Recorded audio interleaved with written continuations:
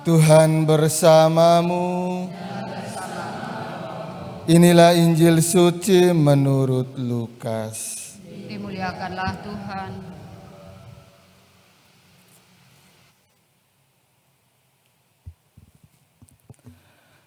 Dalam bulan yang ke-6, Allah mengutus malaikat Gabriel ke kota di Galilea bernama Nazaret kepada seorang perawan yang bertunangan dengan seorang bernama Yusuf dari keluarga Daud. Nama perawan itu Maria. Ketika masuk ke rumah Maria, malaikat itu berkata, "Salam, hai engkau yang dikaruniai, Tuhan menyertai engkau." Maria terkejut mendengar perkataan itu, lalu bertanya di dalam hatinya, apakah arti salam itu?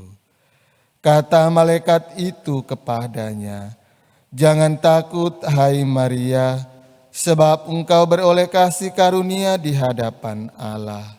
Sesungguhnya engkau akan mengandung dan akan melahirkan seorang anak laki-laki, dan hendaklah engkau menamai dia Yesus. Ia akan menjadi besar dan akan disebut Anak Allah yang Maha Tinggi.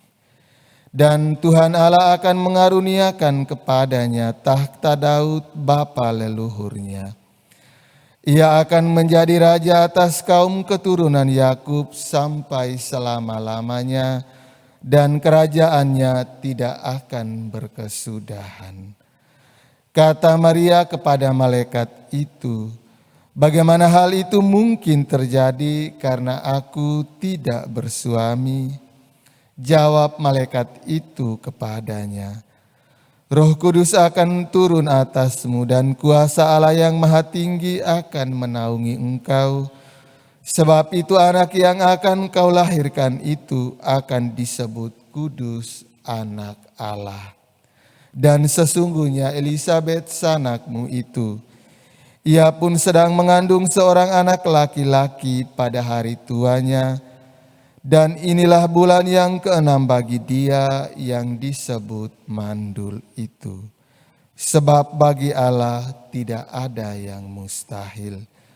Maka kata Maria, "Sesungguhnya aku ini adalah hamba Tuhan, terjadilah padaku menurut perkataanmu itu." Lalu malaikat itu meninggalkan dia. Demikianlah sabda Tuhan. Terpujilah Kristus. Suster, para oma dan opa, bapak ibu, anak-anak yang dikasihi Tuhan, dalam kunjungan kepada Maria, Allah lewat malaikat Gabriel membangun komunikasi yang luar biasa dengan Maria.